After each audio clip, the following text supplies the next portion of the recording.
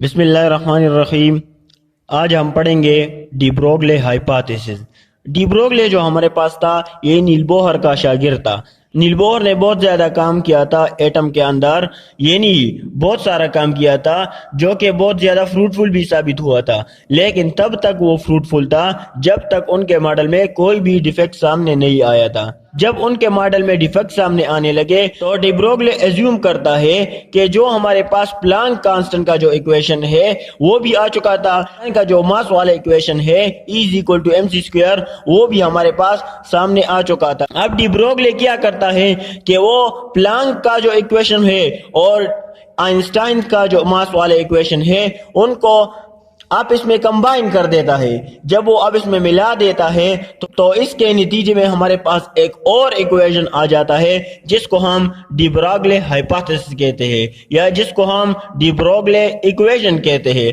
अब वो हमारे पास किस तरह आता है तो डी ब्रोगले हाइपोथेसिस होता क्या है हमारे पास। 1924 में डी ब्रोगले ने यह हाइपोथेसिस दिया था। इसके मुताबिक according to this a moving material या a moving material particle some time act as a wave and some time act as a particle. ये कहता है कि हमारे पास जो मूविंग मटेरियल होता है ये कभी ना कभी वेव की तरह एक्ट करता है और कभी ये पार्टिकल की तरह एक्ट कर देता है। तो अब ये कैसे मुमकिन है, यहाँ पर हमने लिखा है कि a wave associated with moving particle which controls the particle in every aspect. This wave is called de Broglie waves or matter wave। और वो वेव जो मैटर के साथ जाता है, क्योंकि मैटर हमारे पास एक पार्टिकल होता है। मैटर किस चीज से बना होता है? पार्टिकल से। तो जो मैटर हमारे पास या पार्टिकल हमारे साथ जाते हैं उनके साथ जो वेव जाता है उसको हम डी ब्रोगले वेव कहते हैं या मैटर वेव कहते हैं। तो उनके मुताबिक हमारे पास जो मूविंग पार्टिकल होता है वो कभी वेव की तरह एक करता है और कभी पार्टिकल की तरह एक करता है। अगर हम रेडिएशन के केस में देखें, हमारे पास लाइट रेडिएशन है। लाइट हमारे पास क्या चीज है? लाइट हमारे पास रेडिएशन है। तो ये कभी वेव की तरह एक करता है और कभी ये पार्टिकल की तरह एक करता है, कभी ये पार्टिकल की तरह एक्ट करता है। तो अब ये कैसे वेव की तरह और पार्टिकल की तरह एक्ट कर देता है? तो अब ये वेव की तरह कब एक्ट करेगा? हमने डायफ्रैक्शन का फिनोमेना देखा है, इंटरफेरेंस का फिनोमेना देखा है और इसके साथ साथ पोलराइजेशन का फिनोमेना देखा है। वहां पर लाइट वेव की तरह एक्ट करता है। लेकिन अगर हम दूसरी तरफ देखते हैं फोटो इलेक्ट्रिक इफेक्ट में या कम्पटन इफेक्ट में, तो यहाँ पर लाइट पार्टिकल की तरह एक्ट करता है। तो यहाँ पर लाइट का डुअल नेचर हमारे पास सामने आ जाता है जिसको हम डुअल नेचर ऑफ लाइट कहते हैं। लेकिन अगर हम दूसरी तरफ देखते हैं मैटर के केस में, तो मैटर भी हमारे पास कभी वेव की तरह एक करता है और कभी पार्टिकल की तरह एक करता है। मैटर तो हमारे पास बनता ही पार्टिकल से, तो यहाँ पर ये पार्टिकल की तरह भी एक करता है और वेव की तरह भी एक कर देता है। तो इस टॉपिक में हम ये समझेंगे कि dual nature of matter and radiation. यहाँ पर लाइट रेडिएशन है, इसका भी डुअल नेचर है और यहाँ पर मैटर, इसके भी डुअल नेचर होते हैं, पार्टिकल नेचर और वेव नेचर। तो डी ब्रोगले कहता है कि अगर हमारे पास वेव पार्टिकल की तरह एक कर सकता है तो क्यों ना पार्टिकल भी हमारे पास वेव की तरह एक करेगा। तो अब ये किस तरह इसको साबित करता है? बाद में इनके दो स्टूडेंट जो हमारे पास डेवसन और जर्मर, उन्होंने इसको एक्सपेरिमेंटली भी प्रूव किया था। तो हमारे पास इनका जो इक्वेशन है according to Planck constant theory, हमारे पास जो इक्वेशन बनता है वो है एनर्जी डायरेक्टली प्रोपोर्शनल। एनर्जी हमारे पास डायरेक्ट प्रोपोर्शनल होती है, एनर्जी हमारे पास डायरेक्टली प्रोपोर्शनल होती है टू न्यू फ्रीक्वेंसी के। यहाँ से अगर हम प्रोपोर्शनलिटी कांस्टेंट को हटा देते हैं तो ये इक्वेशन हमारे साथ बन जाती है E is equal to H nu. ये हमारे पास इक्वेशन आ जाती है। अब ये प्लांक की इक्वेशन है, इसको हम इक्वेशन 1 का नाम देते हैं। दूसरा इक्वेशन हमारे पास क्या है? आइंस्टाइन का इक्वेशन है E is equal to mc square. इसको हम इक्वेशन 2 का नाम देते हैं। अब न्यू हमारे पास बराबर होता है न्यू हमारे पास बराबर होता है c बाई लेमडा। तो अगर हम न्यू की वैल्यू इक्वेशन 1 में पुट कर देते हैं तो हमारे पास आ जाता है E is equal to H C by lambda. इसको हम इक्वेशन 3 का नाम देते हैं, इक्वेशन 3। अब हम क्या करेंगे कि इक्वेशन 2 और इक्वेशन 3 को हम कंपेयर करेंगे। यहां से हमारे पास एक इक्वेशन आएगा जिसको हम डी ब्रोगली हाइपोथेसिस या डी ब्रोगली इक्वेशन इसको हम कहते हैं। तो H C by lambda is equal to M C square. M C square C के साथ कैंसिल हो जाएगा और हमारे पास यहाँ पर बाकी बच जाता है H by lambda is equal to M C. तो हम यहाँ से हमने वेवलेंथ को मालूम करना है तो वेवलेंथ यहाँ पर आ जाएगा और एम सी यहाँ पर आ जाएगा। तो हमारे पास ये इक्वेशन इस तरह हो जाएगा lambda is equal to H by M C. Light के केस में हम क्या यूज करेंगे सी, क्योंकि लाइट की वेलोसिटी बहुत ज्यादा होती है। यहाँ पर हम इस इक्वेशन को हम इस तरह भी लिख सकते हैं कि lambda is equal to H by M V. इसको हम इस तरह भी लिख सकते हैं इस इक्वेशन को। तो ये हमारे पास यहाँ पर एक इक्वेशन आ जाता है जिसको हम डी ब्रोगली इक्वेशन कहते हैं और ये हमारे पास एक मैजिकल इक्वेशन है। इसको हम डी ब्रोगली वेवलेंथ कहते हैं।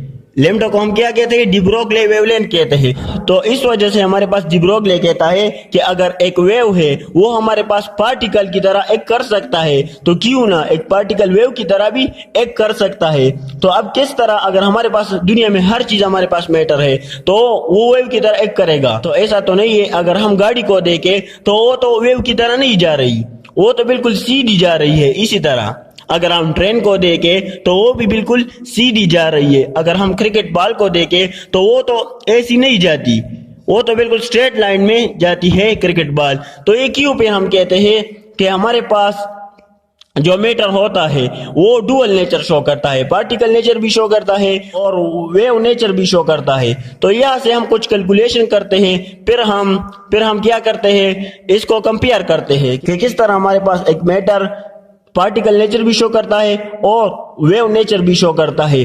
तो यहाँ पर हम लेते हैं, तो यहाँ पर कंपैरिजन करते हैं। बॉल, हम एक तरफ क्रिकेट बॉल को लेते हैं और दूसरी तरफ हम इलेक्ट्रॉन को लेते हैं। तो cricket ball, for a cricket ball, हम यहाँ पर for a cricket ball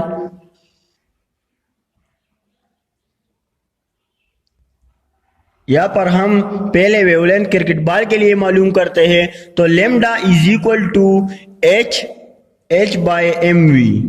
for example हमारे पास एक बॉल है, उसका मास है 100 ग्राम और उसकी वेलोसिटी है 20 मीटर पर सेकंड। तो हम यहाँ पर पुट करते हैं lambda is equal to H, हमारे पास प्लांक कांस्टेंट है और उसकी वैल्यू है 6.62 मल्टीप्लाई बाय 10⁻⁻34 डिवाइड बाय 100 ग्राम और मल्टीप्लाई बाय वेलोसिटी क्या है 20 मीटर पर सेकंड। जब हम ये सिंप्लीफिकेशन कर देते हैं तो हमारे पास आंसर आ जाता है इसका lambda is equal to 3.3 multiply by 10⁻34 metre और lambda is equal to 3.3 multiply by 10⁻⁻24 angstrom. Angstrom सबसे छोटा यूनिट है। तो यहाँ पर आप लोग देख सकते हैं, तो ये कितना छोटा हिस्सा है, यहाँ पर आप लोग देख सकते हैं -24।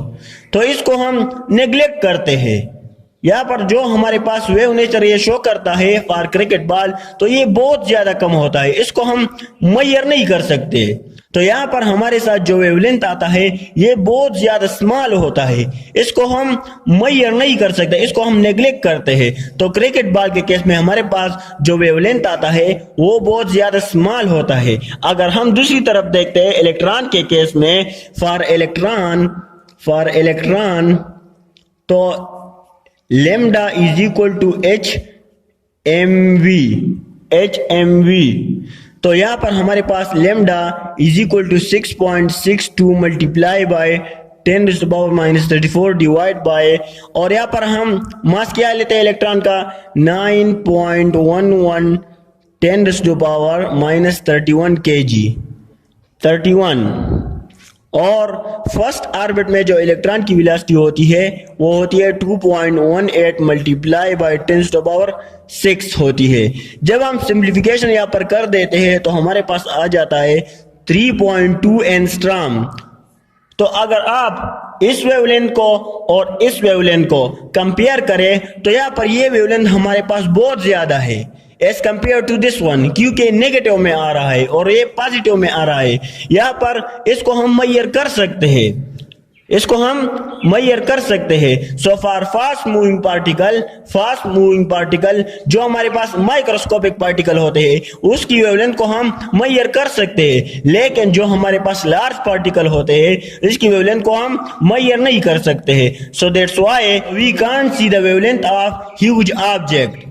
हम जो बड़ा हमारे पास ऑब्जेक्ट होता है उसकी वेवलेंथ को हम नहीं देख सकते क्योंकि वो बहुत ज्यादा स्मॉल होता है, और जो हमारे पास माइक्रोस्कोपिक पार्टिकल होते हैं उसकी वेवलेंथ को हम देख सकते हैं, इसको हम मेजर कर सकते हैं। तो इसी वजह से अगर आपके ज़हन में ये सवाल आता है कि अगर हमारे पास गाड़ी जाती है तो वो तो वेव की तरह नहीं जाती है, सीधी जाती है, तो क्यों यहाँ पर ये वेव नेचर क्यों नहीं शो करता? ये वेव नेचर शो करता है, लेकिन इसका जो वेवलेंथ होता है वो बहुत ज्यादा स्मॉल होता है। 3.3 मल्टीप्लाई बाई 10⁻⁻24 क्रिकेट बॉल का वेवलेंथ है। तो इसी वजह से इसका वेवलेंथ हम नहीं दे सकते। इसी तरह हमारे पास गाड़ी है या कोई और चीज है उसका वेवलेंथ भी बहुत ज्यादा स्मॉल होता है, उसका वेवलेंथ भी बहुत ज्यादा स्मॉल होता है, तो इसी वजह से उसके वेवलेंथ को हम नहीं देख सकते। डुअल नेचर तो वो शो करता है, मैटर भी डुअल नेचर शो करता है, लाइट भी डुअल नेचर शो करता है, लेकिन जो हमारे पास बड़ा ऑब्जेक्ट होता है उसके वेवलेंथ को हम मेजर नहीं कर सकते। और जो हमारे पास स्मॉलर ऑब्जेक्ट होता है लाइक इलेक्ट्रॉन एटसेट्रा, तो इसके वेवलेंथ को हम मेजर कर सकते हैं। इसी वजह से हम कहते हैं कि इसका वेवलेंथ नहीं होता, ये ऐसे मोशन नहीं करता बल्कि ये स्ट्रेट लाइन में जाता है। So this is all about D Broglie hypothesis. Okay, thanks.